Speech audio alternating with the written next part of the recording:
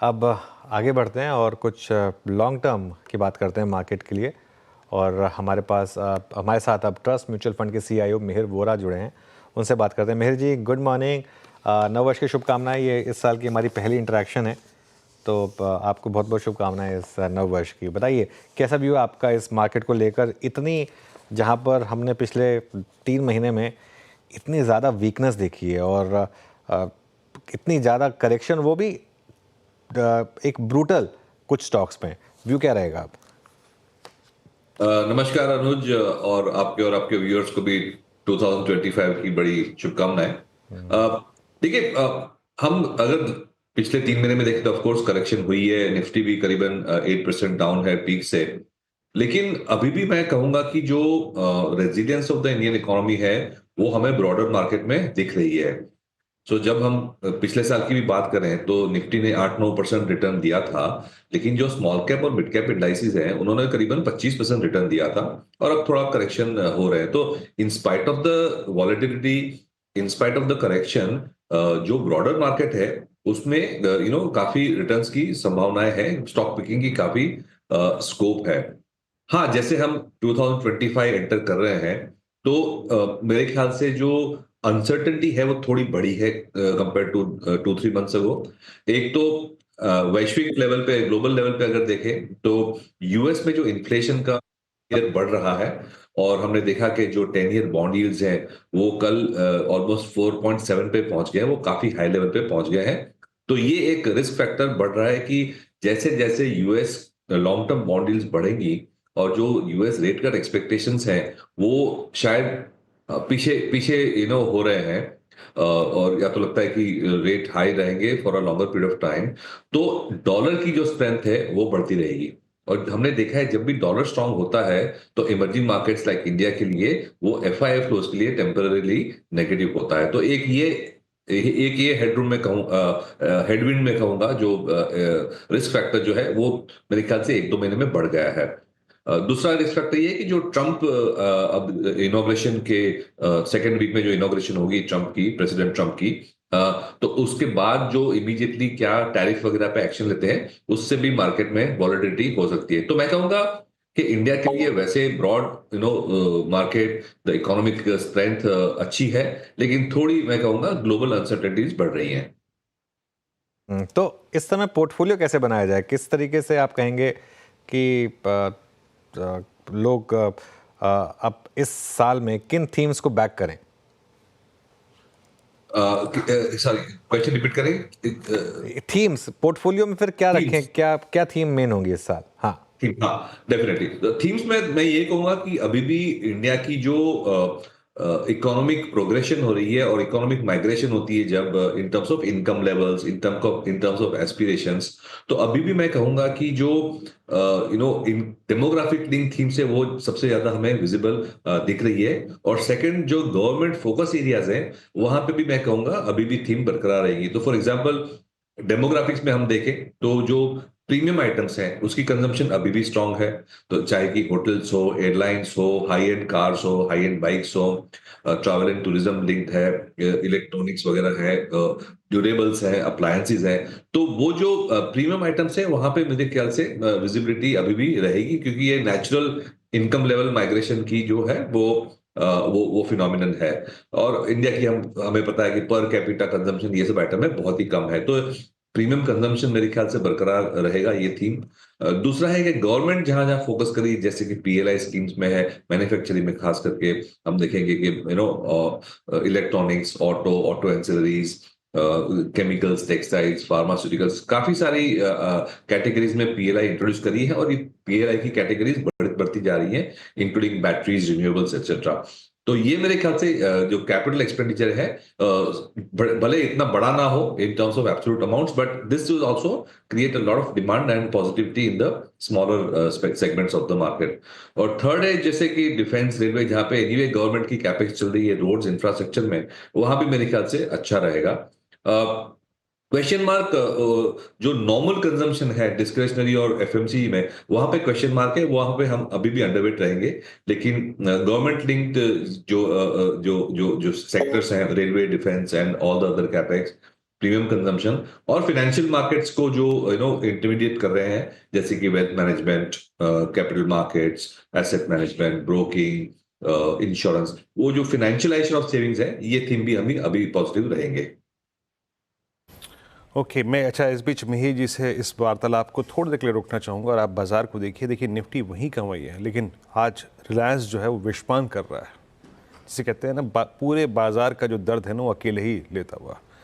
Look at Reliance now, 2% ऊपर, top gainers इन derivatives में शामिल, 26 रुपये ऊपर, और रिलायंस जो है अब 20 डेमा के ऊपर ट्रेड करता हुआ और डिसाइसिवली 13 दिसंबर के बाद का हाईएस्ट लेवल, एक ऐसे समय जब निफ्टी आईटी 350 अंक नीचे, निफ्टी बैंक आपकी स्क्रीन पे आएगा 125 अंक नीचे, और मिड कैप्स वाकई क्रैक हो रहे हैं। सो अकेले इस वक्त सिंगल हैंडेडली हमारे डाउन साइड को रिस्ट्रिक्ट करता हुआ रिलायंस।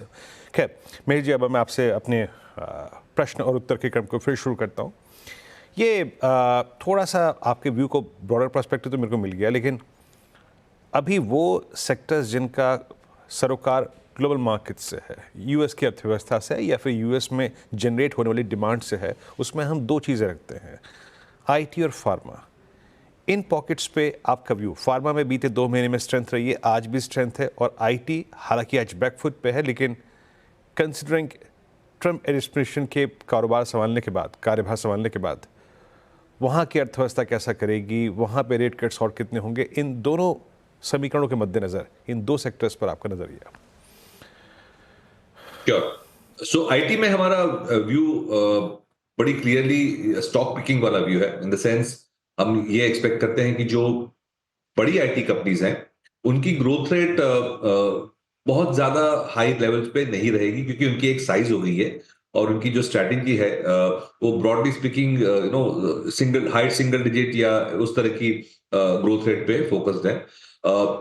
स्मॉल कैप और मिड कैप आईटी कंपनीज में अभी भी काफी सारी कंपनीज है जहां पे they are targeting niche segments और नीश स्किल्स के बेसिस पे काम कर रहे हैं, और क्योंकि उनका बेस स्मॉल है वो अच्छी तरह से ग्रो कर रहे हैं, और ये companies anywhere between 15 to 20% compounded earnings growth दे सकती हैं टॉप लाइन के साथ। बट ओवरऑल अगर देखें तो ट्रम्प के आने से, प्रेसिडेंट ट्रम्प के आने से दो चीजें हो सकती हैं। एक तो ट्रम्प मेक इन अमेरिका और प्रोटेक्शनिज्म की ओर जा रहे हैं, और उसकी वजह से अमेरिकन बिजनेसेस को इन्वेस्टमेंट करने का एनकरेजमेंट दे रही है। इससे ये भी हो रहा है और हो सकता है कि जो कॉर्पोरेट अमेरिका है उसकी इन्वेस्टमेंट्स बढ़ सकती है, और जब भी हमने देखा है कि कॉर्पोरेट अमेरिका में इन्वेस्टमेंट्स बढ़ती है तो आईटी की डिमांड बढ़ती है, तो ये एक पॉजिटिव हमें हो सकता है। मैं H1B का जो इश्यू है वगैरह उसको मैं ज्यादा नहीं मानता, बिकॉज अल्टीमेटली हमारे यहाँ पे लेबर चीप है और हमारी आईटी सर्विसेज यहाँ पे बैठ के भी डिलीवर कर सकती है ऑफशोर मॉडल में, तो उससे मैं ज्यादा कंसर्न नहीं हूँ। बट इन जनरल अगर कॉर्पोरेट अमेरिका की स्पेंडिंग ट्रम्प की पॉलिसीज की वजह से इंप्रूव होगी तो ये इंडियन आईटीज को शॉर्ट टर्म में बेनिफिशियल हो सकती है। लॉन्ग टर्म में जो थ्रेट्स हैं आर्टिफिशियल इंटेलिजेंस वगैरह की, वो मेरे ख्याल से 2 या 3 साल के बाद हमें दिखेगी। शॉर्ट टर्म में आईटी सर्विसेज को फायदा हो सकता है, और विद दैट जैसे हमने देखा कि जो मिड कैप और स्मॉल कैप आईटी कंपनीज हैं उसमें हम ज्यादा फोकस कर रहे हैं। फार्मास्यूटिकल्स हमारे लिए एक बड़ा इंटरेस्टिंग सेगमेंट है, और हम हमारे पोर्टफोलियो में काफी ओवरवेट है ये सेगमेंट में, और उसमें न सिर्फ pharmaceuticals but overall health care में भी काफी सारी स्टॉक पिकिंग अपॉर्चुनिटीज हमें दिख रही हैं।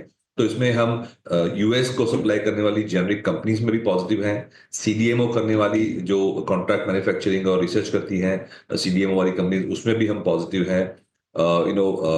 Diagnostics and health care, hospitals, ये सारे सेगमेंट में हमें अच्छे स्टॉक्स मिल रहे हैं, और हेल्थ केयर इन जनरल इसकी वजह से हम काफी पॉजिटिव हैं।